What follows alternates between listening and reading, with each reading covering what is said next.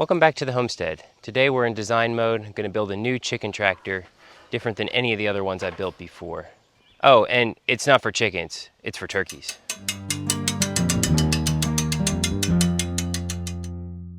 First chicken tractor that I ever built was this one right here. It's 4 foot by 8 foot wide and about 2 foot tall. I got the plans off of Justin Rhodes' website and built it essentially the same thing as him. We used it for about the first year just in a regular chicken tractor formation. We used it in the front yard and then we brought it around and had it up in the woods behind the pigs last year. And then I added this frame to it. It's basically just a 2x4 frame with some wheels. And then I added 1-inch hardware cloth to allow the poop to fall through. Then we just pull the chicken tractor up on top of it and it makes it a mobile coop. It's kind of dual purpose that way. It's just a ratchet strap holding it on. I intended to put some latches on it, but never got that far. This system works well, but it's not what we need for turkeys.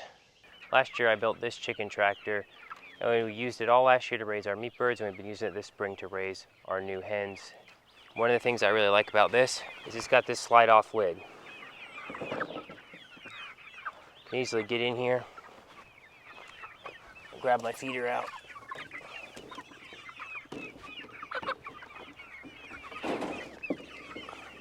It can't jump out the top nearly as easily as a hinged lid with that slide to the side lid. I just pull her on forward. It's nice and lightweight. I don't need any wheels or anything special to move it. And you can use it as a coop inside a fence like this too. It's been a couple days. We got them moved here and set up in this permanent run. I designed this one to be very similar to that other one. I just made it 6 feet wide instead of 4 feet wide. And there's no nesting boxes. It's just for raising meat birds or young hens that aren't laying yet. What I like about this system is with the sliding lid as opposed to the hinged lid on the other one, you can just slide it to the side, walk in there and get them out. We pulled all these out that way and clip their wings before we let them out into the net. Then they'll go in and out throughout the day, and at night they go back in, and then I just close the door up at night. It does take a little bit for them to learn to go in at night. Few days of just kind of encouraging them to go in because not all of them get it figured out right away. I like that design, but I don't think it'll work too well for the turkeys either. The turkeys are pretty tall, and I think that 2 foot height is going to be too short for them in the long run. We use the cattle panels in the garden as a trellis. So my idea is to try and take that same base frame of the chicken tractor, but use panels like this to make an arch, and then we'll have a walk-in roof. We'll put a tarp on the top and be able to walk in. So last week my parents were in town and my dad helped me get this started. We built the basic frame very close to identical to the way I built the other one. This is all 2x2 construction. You've got full 8-footers for the side walls, studs 22 inches, width-wise is 70 inches, so 67 inches for the back wall. Then we've got a full 8-footer on the inside here as a brace. It just fits nice to do it that way. That's a full piece. And I basically just brace them going around the circle, bottom to top, bottom to top, bottom to top. This back one you cut to fit, and the sides are full 8 feet. The only change that we made on this from the previous one was this door opening. This is not a solid top plated cross tier. We left this open. And because of that, we added a couple of more braces. And it's nice and solid. If I pull up on this, I'm flexing the bottom 2x2. And that's, in my experience, been the key with the bracing on these is you want it to be stiff enough that it doesn't fall apart. But we're using this out in the pasture, which is not flat. We're not using it on a concrete slab. So it still has to be flexible enough that it can follow the contour. If I come pick up on this front corner, I can get this front corner a few inches off the ground, and the other 3 corners are still sitting on the ground.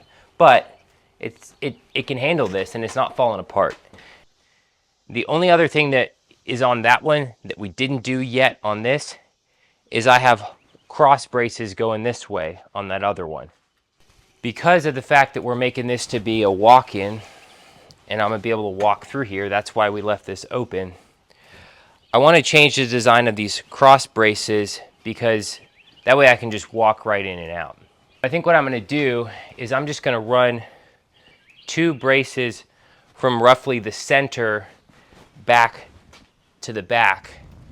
And I think that will give me enough rigidity, but still allow me to walk all the way into the back and not have any impediments of just being able to freely walk like I can right here. I'm just gonna take an 8-footer, cut it in half, have 2 4-foot braces, and we'll just run them from the side braces.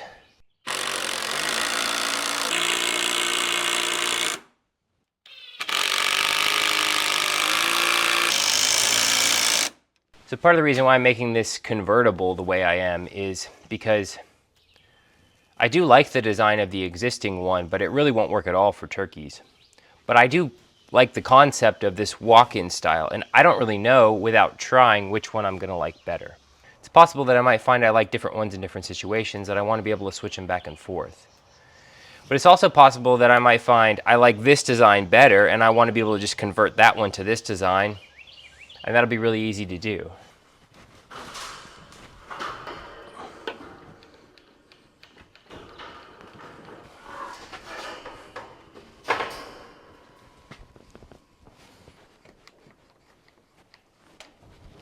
This is just a full 16-foot cattle panel bent in an arch like this.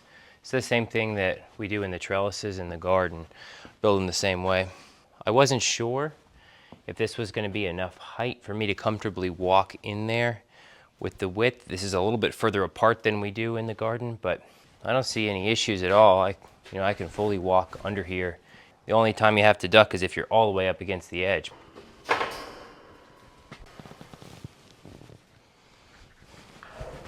So this lower frame is now complete except for our door. We're gonna have a full door to be able to walk all the way in like that. But the door is going to be split between a door at the bottom and then a door for the top section, because that way if we want to use just the flat lid, we've still got the door where it needs to be.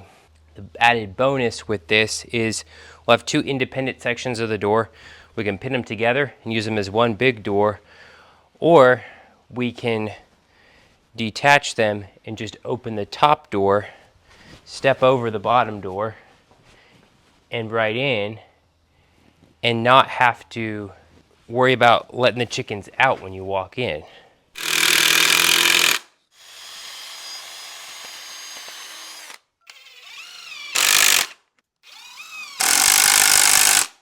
These are just the cutoffs from the ends of cutting those 22-inch boards on the side.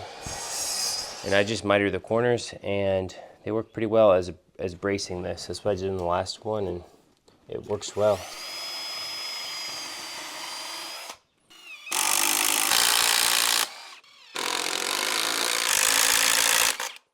One of the big reasons why I like the low roof style is for storage. I can stand this up, and it's only 2 foot wide, and I can put it against the wall and put it under a roof in the winter when they're not being used, and they'll last a lot longer if you can do that. Because of the way I'm making this with the cattle panels, just take it apart, I can make it store flat the same way.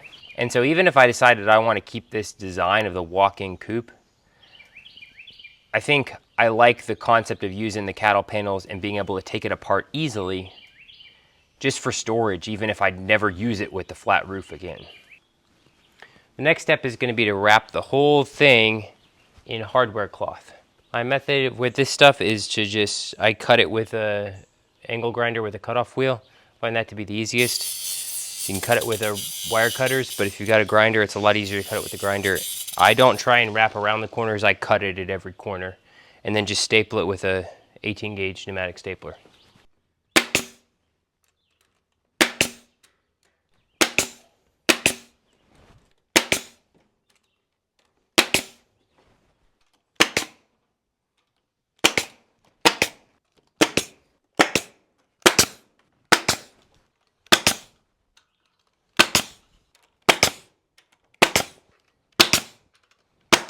So the last thing to do to this base frame before we start building the arch roof structure is I take these half-cut PVC pipe and put it on the bottom.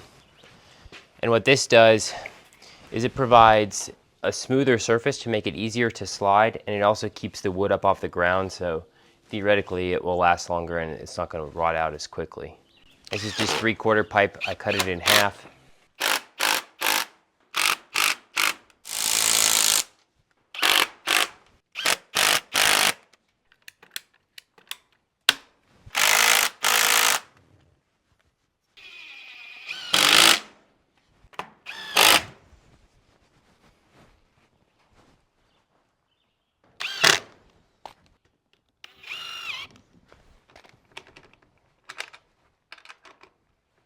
So the lower structure is completely built. Got the bottom door on. Walk right in. And if we were gonna do a flat lid, we could just put the flat lid on and then we'd be all set. The only difference between this design and the one we just built is those bracing, like I already talked about, and then this paneling down here on the side. It's half just wire mesh and the other back half is paneled in to give them a windbreak and keep them just a little bit more shelter. I do think that's important. The reason I haven't put it on this one is because we're going to do the cattle panel arch over the top, and then the roof and the sides will be one big tarp that'll come down all the way to the bottom. If I decide to, in the future, use that frame this way, we'll have to build a roof for it. And at that point, I'll just pick up some paneling and we can put that on the sides. No big deal, I could just do it at that point. So now that the base frame's all set, the next step is going to be to build the cattle panel arch and figure out how to do that and get it all closed into the door and everything. So that's going to be our next video. Thanks so much for watching. I hope to see you back here then.